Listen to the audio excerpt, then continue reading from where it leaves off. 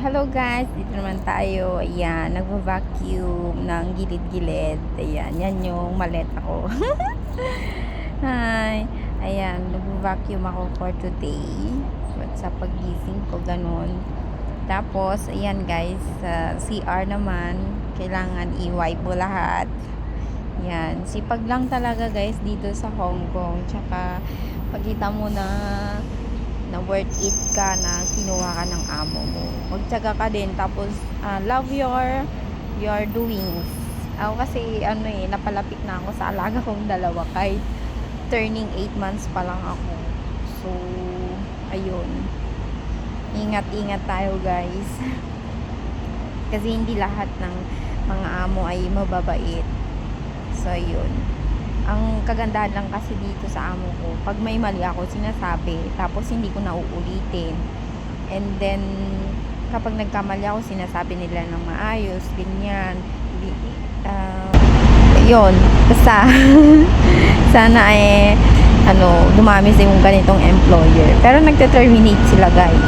Pag hindi maganda or hindi nila nagustuhan yung paglilinis mo, ganyan, determinate ka nila. For sure yan. Pero ako kasi nakuha ko yung loob nila. Pero hindi naman ako kampante. Kasi mahirap din magpakampante. So, ayun, kailangan maglinis. Yan guys, yung vacuum. Kailangan nililinis yan. Pero, hindi ko ata nalilinis kasi sobrang busy yan sa akin ngayon. Nga siguro isang buwan na. Hindi ko kasi masyadong nagagamit eh. So, ayun. Maybe siguro sa Sabado, lilinisin ko yung ganyan. Depende nga lang. Kasi gahula ko sa oras eh. Guys, pag-ubus na. Baka naman. Pahingi.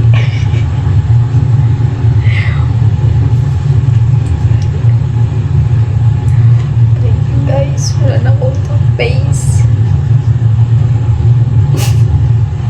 Ito 2 months na. 2 months lang ko guys.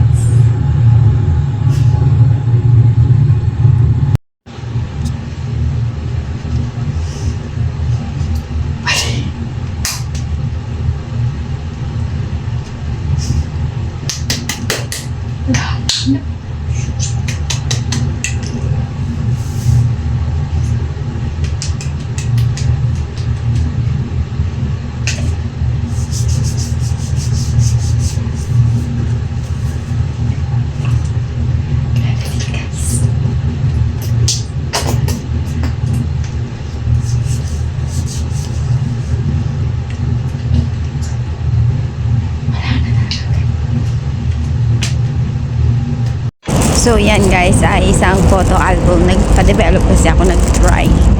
Ayan. Nag-try akong magpa-develop. Ayan yung first day off ko guys, dito sa Hong Kong. Sila ang kasama ko.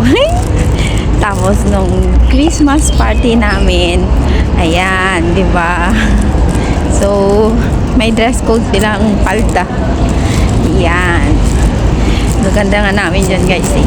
Tapos ito naman guys, yung first meet up namin nung ate kong isa, yung nasa gitna. Yan guys. Tapos nagkasama kami ulit.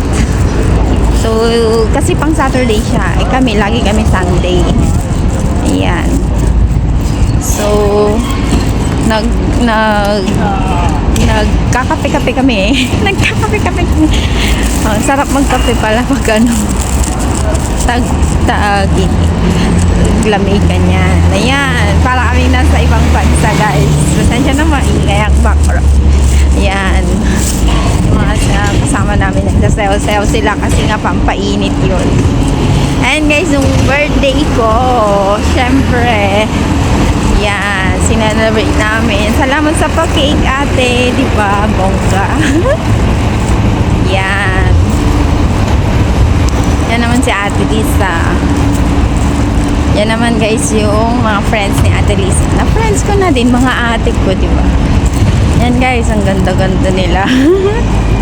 Every day off talaga nagpi-picture kami guys. Yeah, yan. O di ba? Kung saan kami napupunta sa Tamar Park yan guys. Tamar. So, ito naman guys is sa dagat. Kahit taglamig guys, nagdagat kami. Tapos, yan naman guys, Chinese New Year 2026. So, diba, January. Tapos yan guys, yung first hiking ko. O, diba? Yan, outfit check. So, nag-outfit check kami guys ng mga kasama ko. So, yan guys sila. Hiking kami nila ate. Diba, ang saya-saya namin guys. Yan lang ang buhay. Minsan masaya, minsan malungkot. Isipin mo na lang yung masaya, mas better. Ayan, happy-happy lang. Pauwi na kami niyan guys, pababa. Kasi naabot na namin yung tuk-tuk. O, diba? Ang ganda guys. Try nyo na din mag-hongkong. Diba?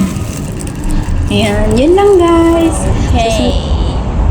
Nandito tayo sa gubat. Gubat na may building sa likod. So, ayun. Nakaka-stress. Should say. Mukhang ulan. Mukhang ulan. Makulimlim ang langit. At walang araw. So, anong gagawin? So, for today is, ano ba?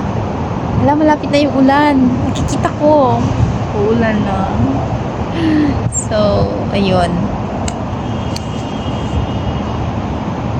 Kaya ako uwing Pilyas. Miss ko na yung anak ko. So, uwi na rin pala daw sila. Okay. Bye. So, hello guys. May nilalagay akong meron kasing basta sa may bintana, sa may taas ng bintana, may maliit pang bintana doon. Tapos may nilalagay akong kulay red. Alam mo yung parang matigas na card ng kalendar. Yon, yung mga lumang ganun. Meron doon 3 na naka siya, pangharang sa matinding liwanag, ganon. Ngayon, pa-upside down ko kasi siyang nailagay. Eh, hindi ko naman alam kasi nga Chinese yung nakalagay doon. So, hindi ko alam na ganun pala yung position niya. Pati yun guys, talagang napapansin yun ng amo. Nakatawa talaga ako kasi gumising ako tapos nag-prepare ako dun sa kusina. Tapos pumunta ako sa may salas at nagkape with tinapay. Sabi nagkakape ako, yun, sinabi ni amo. Jessica, 1, 2, 3. Tapos tinuro niya yung calendar. Hindi ko naman alam kung ano yung tinuturo niya sa calendar. Tapos dun sa may taas ng bintana, hindi ko naman alam na yun pala yun. So nung tinuro niya yung calendar, nilapitan niya talaga yung kalendaryo, guys. Kasi sinabi niya, this one. Kaya sakan sinuro yun. Naintindihan ko na yung position, kumbaga yung mukha mo ang nakalagay doon, pabaligtad ka. So dapat daw paayos. Next time, alam ko na. Naiinis ako doon guys. Pati pala yun. Talagang kinakarir ang pagka-organisa ng amo. Tapos yung minsan kasi talaga nakakalimutan ko eh, yung magpatay ng electric fan. 2 beses na daw binibilangan ako. 2 beses ko na daw nakalimutan. Tapos yung ilaw, ayan guys, nakalimutan kong magpatay ng ilaw sa toilet. Tapos nakita niya, yun, sinabi niya. Tapos minsan ang ginagawa ko na, kasi nga alam kong makakalimutin ako, hindi na ako nag-iilaw. Pumapasok na lang ako ng pag maghuhugas lang naman ako ng kamay. Tapos dun sa kusina, ganun din, nakakalimutan ko din. Kaya ang ginagawa ko, minsan, hindi na ako nag-iilaw kasi parang hindi ko na iintindihin na kailangan ko patayin. Ngayon naman, nagagalit siya kasi hindi ko daw iniilaw na nandun ako sa kusina. Hindi daw ako nag-iilaw. Parang hindi ko na makalimutang patayin.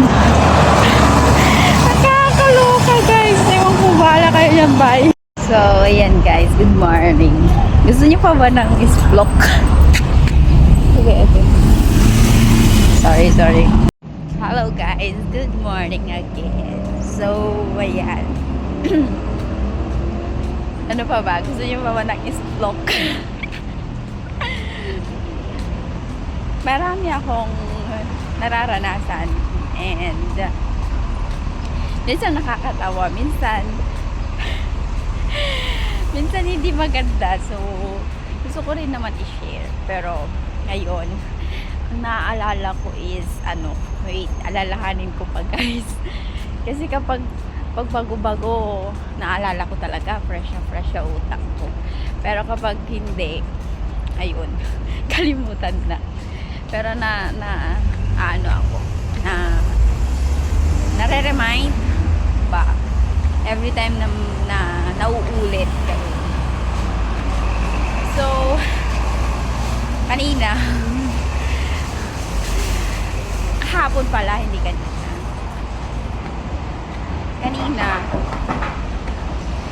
Ano ba yun? Hindi. Totoo. Kung si amo nagsusumbong, ako din nagsusumbong din ako. Sinumbong ko din siya. Sa amo kong isa. Nagsumbungan kami. So, ayun, kung alam nila guys na kung paano magsumbong, magsumbong ka din guys. Kasi, minsan kailangan maging, alam mo yun, yung tama. Kasi, kawawa ka kapag oo ka lang ng oo. Although, nag-oo ako ng nag-oo, pero, kinausap ko naman yung ibang amo ko. So, ayun. Hindi daw nila makontrol yung isang amo ko, kaya hayaan na natin daw. And ayun, ayaw namin masaktan, kaya sumunod na lang. Pero nagkaintindihan naman kami nung isang amo ko na okay, sige, pag-iisipan natin kung paano i-arrange siya ang mangyari para hindi maulit. Ganon. So okay naman ako. At least nagkakaintindihan kami. And oo, kahapon nagluto ako ng radish, yung white. Sabi ko, ma'am, nasa ilalim yung radish. Sabi ko, sabi niya, ha? Radish? Hindi naman radish. Baka yung turnip, sabi niya. Turnip? Sabi ko naman, radish yan ang tawag sa amin, ma'am, yung puti. Sabi ko, ganyan. Tapos, so ayun, sabi niya, turnip yan sa amin. Pero oo, radish yan. Pero ang radish kasi dito sa amin is yung color red. Tapos yung white, turnip. So ayun. Pero at least nagkakaintindihan tayo. Yun ang sabi ni madam. Kaya, ayun. Kasi nagluto ako. Sabi ko pa, hindi ko alam ma'am kung okay yung pagkakaluto nung radish tsaka nung yung ulam din. Sabi ko ganyan. Sabi niya, oh, it's good, sabi niya. So, ayun. Pinapulot ako, oo, guys. Dito, guys, sa Hong Kong, halos lahat ng bag ng mga Chinese may ganito. Para silang mga, kung sa Pinas yun, sasabihin mo silang mga mangkukulam. Kasi meron silang mga, every time sa bag nila may mga mapalalaki, mapababae, mga bata, matanda. Oo, meron silang mga ganito guys. Yung mga maliliit na manika. At nakawan, medyo mahal. Minsan may mga may mga naka-box. box na clear, na transparent. Yung kikita mo pa rin yung design ng Manila. Pero protection kasi yun sa alikabok. So ayun. Next time ulit. Mahaba na yung video ko. So ito guys yung part 2. Part 2 ng Splok. Splok. So meron pa, may mga ugali pa sila. Yung kapag may, di ba may nasira, kunwari yung aircon nasira, ano, ngayon ipapaayos nila yung aircon nila. Kumbaga magpapalit na sila ng panibagong aircon. Ngayon, alam mo yung basta maselan kasi sila sa ibang tao na papasok sa bahay nila, and wala silang choice kasi nga ipapaayos nila yung aircon nila, so kailangan may pumasok na ibang tao. So ayun, naglalatag yung ewan ko, oo, yung mga taga ayos ng aircon, may nilalatag sila sa floor na plastic. At yun yung tatapakan nila. Ganun sila guys. So, naapakan nila yun. And then, ikaw naman, kailangan mong bawat parte nung, kunwari yung aircon ng salas. Yun. And lahat ng mga gamit sa salas, pupunasan mo guys. Kasi maalikabok daw, may pumasok daw na ibang tao. Ganon sila ka-selan guys. So talagang dapat wala nang masirang bagay. Kasi kapag pinayos, talagang work. Yung pagpupunas mo everyday or paglilinis mo everyday, magiging triple, double yun, yung paglilinis mo. Ganon sila ka-selan guys. So, mag-pray ka lagi na walang masira. Pero, yun, hindi naman maiiwasan. Pero, kailangan talaga ganun. Ganun sila. Mapa-wall, pupunasan mo yan. Yung floor, imamap mo yan. Tapos, lahat ng mga bagay, alam mo naman, maraming mga ano. So ang ginagawa ng, kung mabait yung amo mo, kukuberan niya yan. Lalagyan niya ng tela. Para hindi mo na yun punasan yung nasa loob. Yung sa labas-labas na lang niya. Ganun yung mangyayari. Pero salamat na lang ako sa amo ko kasi kinocoveran niya. Pero yung wall, hindi niya yun makocoveran, kaya kailangan talagang punasan mo yun. And pasalamat ako ulit kasi kasama ko siyang nagpupunas. Kasi yung bintana, pupunasan mo talaga yun loob, sa loob. So kailangan and daming singit-singit yun. So kailangan punasan mo. Tapos nasugat pa siya, di wala. Sabi niya, oh my god, my finger. Sabi niya. So ayun guys, bye again. Comment down below kung gusto niyo pa ng ganito. Bye. Ayan guys, naglalakad ako dyan at ako'y tatawid sa pedestrian. Kailangan mong hintayin yan guys na tumunog para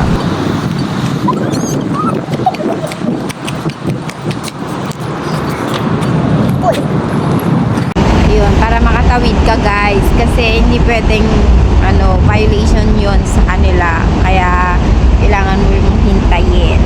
Ayan, so papasok na ako dyan, kaya dapat smile ka lang lagi, tapos willing to wait ka every time. Ayan. So ito guys, picture ko ng Inidoro everyday. Tapos yan guys, ang aking gift sa South ko. Yung isa pang regalo ko guys.